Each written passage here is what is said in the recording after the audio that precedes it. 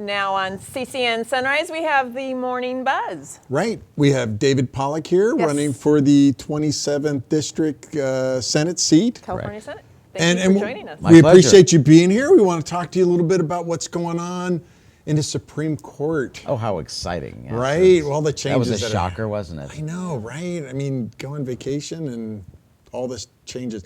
I just can't get over the fact that we've been under a 5-4 vote with the Supreme Court all these years, and now all of a sudden we're changing things.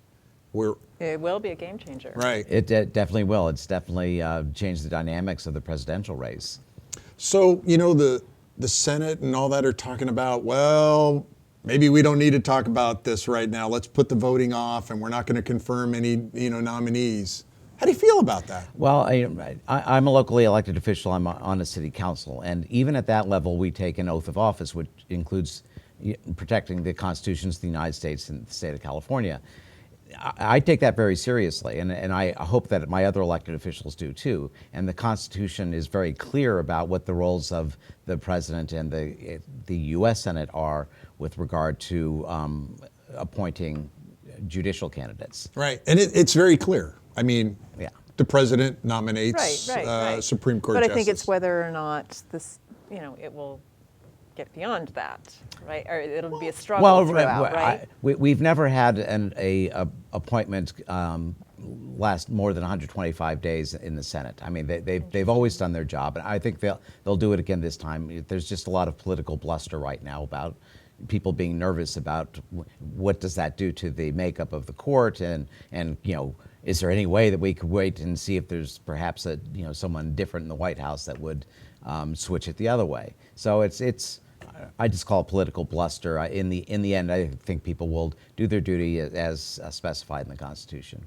I would only hope so. I mean, you could be rolling a dice and they might not work. Well, we have some candidates who've already been vetted by both sides, correct? That's very true.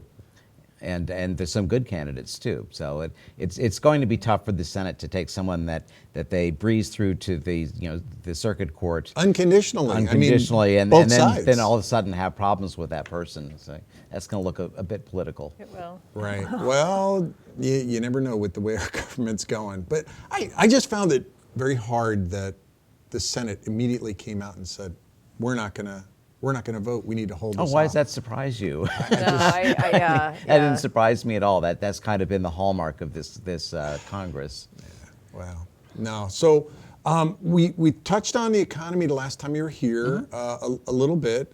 If you don't mind, can we just go back to the economy? Sure, absolutely. So besides what's going on, I think it's stabilizing. I think the economy is stabilizing. There's slight increase in what things are going on. Where do you think that we need to go? What do you think is going to change the economy to bring business into California here? Well, one thing I think California can do and is doing is become a leader in the transition to a hydrogen economy. We have to stop burning hydrocarbon fuels at some point because what it's doing to the atmosphere.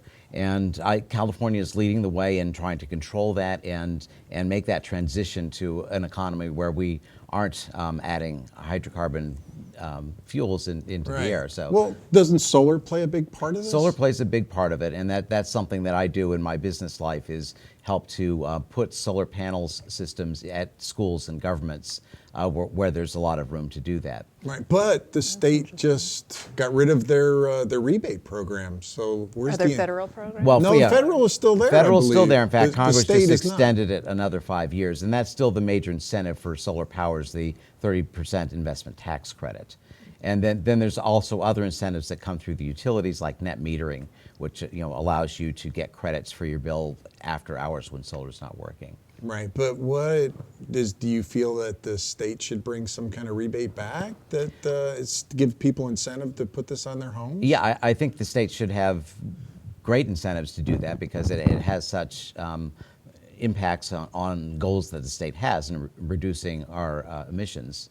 So people think that tailpipe emissions are the big problem with greenhouse gases, and they are a problem.